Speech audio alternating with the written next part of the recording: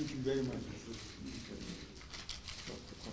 It is an investigation the nation has waited for its outcome for 138 days.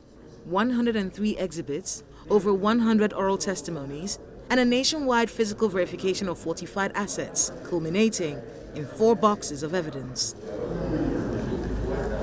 The report will determine the fate of Nigeria's suspended acting chairman of the country's foremost anti-corruption institution, the Economic and Financial Crimes Commission, EFCC, Mr. Ibrahim Magu, who has been in acting capacity since his appointment in November of 2015 following the Senate's repeated rejection of his nomination, after he was said to have been indicted for infractions by a report from the Department of State Services. Justice Ayo Salami, who headed the inquiry, is urging President Buhari to hire the next EFCC chairman from other agencies other than the police force.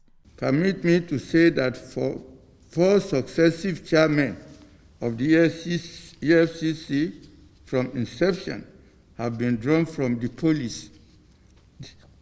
Therefore, in appointing a new chairman of EFCC, consideration should be given to candidates from other law enforcement or security agencies and core staff of the EFCC as provided in the Economic and Financial Crimes Commission Establishment Act 2004.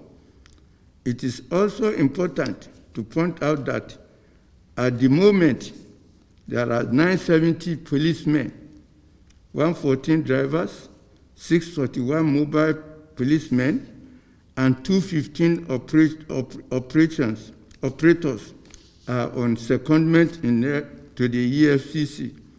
Therefore, an exit plan for the disengagement of the police and other personnel within 2 years from now should be considered. This will address the issue of no promotion of core staff for over 9 years. For over 9 years, some of the core staff are stagnant at the same position, which is unhealthy and is creating some sort of rivalry between the police and the core staff of the EFCC.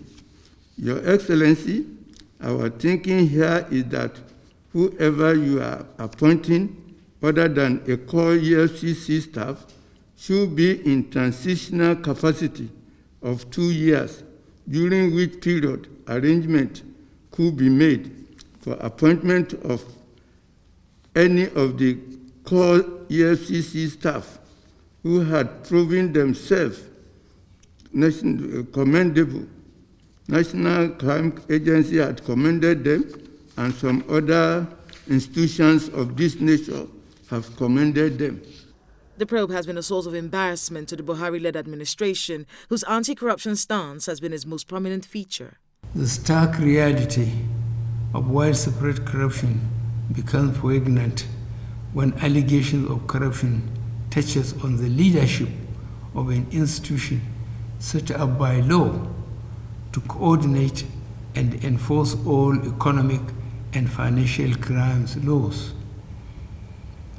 It is an abomination that strikes at the root and undermines the government's anti-corruption program.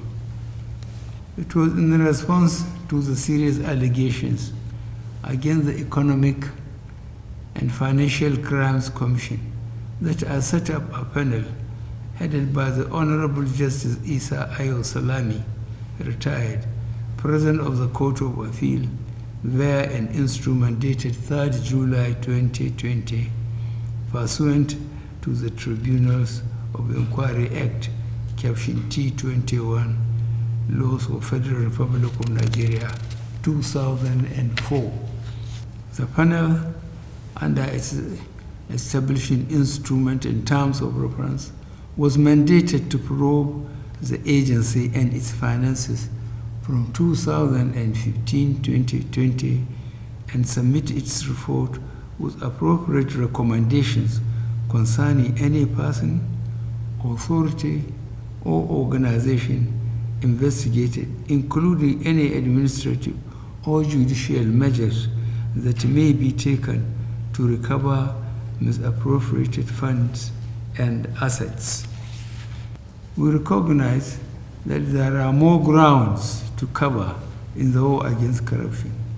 And we are prepared to go out to possess those lands by cutting off any stream that nourishes the seed of corruption and supports its growth. Let it be known that in the fight against corruption, no one is too big to tackle, as no individual is bigger than the Nigerian state. The details of this report have not been made public. However, the actions of the Buhari administration in the next few days will be watched very closely by the public as they await the verdict on a man who once took an oath to rid the nation of corruption. From the State House in Abuja, Kayla Magu, Channels Television News.